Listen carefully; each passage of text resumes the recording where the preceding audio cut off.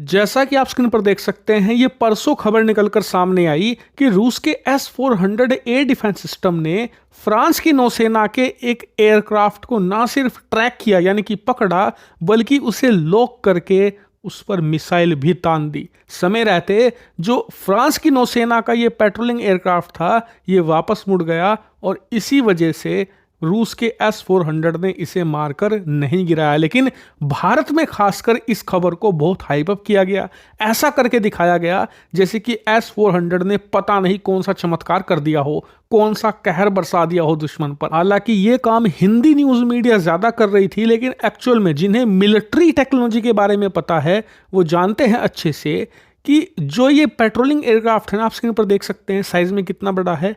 Radar पर इसका signature एक बिल्डिंग जितना आता है, इतना ह्यूमंगस होता है इसका रडार सिग्नेचर, इसीलिए इसे पकड़ पाना कोई बड़ी बात नहीं है। लेकिन हम मान भी लेते हैं कि ये बहुत बड़ी बात है, S-400 ने वाकई में ही अच्छा काम किया है। लेकिन कल शाम ही ये अच्छा काम मटियामेट फिर से हो चुका है। कारण आप अपनी स्क्रीन पर यह खबर देखिए, रिपोर्ट निकलकर सामने आई है कि यूक्रेन के ड्रोन्स ने फिर से एक S-400 पर अटैक किया और इस बार तो शर्मिंदगी वाली बात यह हो गई कि सिर्फ मारकर नहीं गिराया। अगर मारकर गिराते तो चलो कह देते कि मिसाइल वगैरह से मारकर गिरा दिया, लेकिन यहां पर उन्होंने प्रिसाइज स्ट्राइक करी है S-400 पर, यानी कि प्रॉपर टाइम लिया, सारे सिस्टम चेक करे और उसके बाद जब यूक्रेन की सेना ने यह ढूंढ लिया कि S-400 सिस्टम जहां तैनात है वहां पर 92 N6 लॉन्ग रेंज रडार कहां है। जो लोग नहीं जानते तो जो ये N6 रडार है ना S-400 का, यही लॉन्ग रेंज की प्रोटेक्शन देता है। करीबन 600 किलोमीटर पहले ही आपको बता देगा कि दुश्मन किस तरफ से आ रहा है। तो खैर, यूक्रेन की फोर्सेस ने ड्रोन में लगे कैमरा से उसे डिटेक्ट किया, उसके बाद उस पर प्रिसाइज अटैक किया, उस जगह का पता लगाकर जहां पर N6 कनेक्ट करता है रडार के लॉन्चर को, यानी कि जो मिसाइल है S-400 की, जो दुश्मन के ड्रोन को या फिर लड़ाकू विमान को मारकर गिराती है ना, वो जहां से कनेक्ट होती है इस रडार से, उस कनेक्टिविटी को तोड़ा है इस रडार पर अटैक करके। यानी कि ये प्रोसेस जो मैंने आपको बताया, इसे बताने में ही काफी सेकंड लग गए, तो इस प्रोसेस को करने में कम से कम कुछ मिनट तो लगे ही होंगे। और इस पूरे टाइम फ्रेम में S-400 इन ड्रोन का और फिर उस पर अटैक हुई मिसाइल का पता ही नहीं लगा पाया। और ये बहुत ही शर्मनाक खबर है, क्योंकि आप सोचिए S-400 दुनिया का सबसे महंगा हथियार है, इससे महंगा हथियार धरती पर कुछ नहीं है। यहां तक कि F-22 रैप्टर जो कि दुनिया का सबसे महंगा लड़ाकू विमान है, वो भी 250 मिलियन का आता है।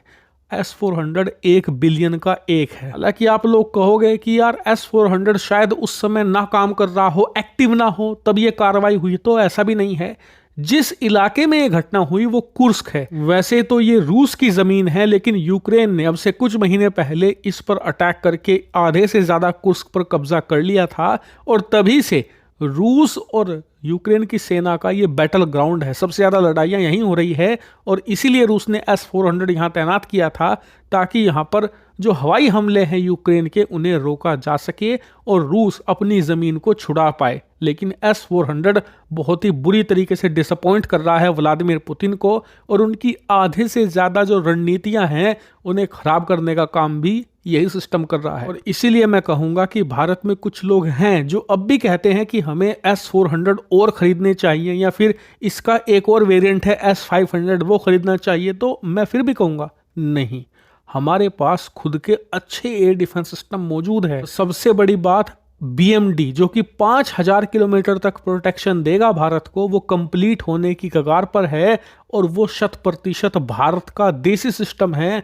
उससे बेटर तो कुछ भी नहीं है। ऐसे में हमें अपने देसी सिस्टम पर भरोसा करना चाहिए। रही बात S-400 की, तो आप मुझे कमेंट करके बताइए कि इसने आपको कितना निराश किया है।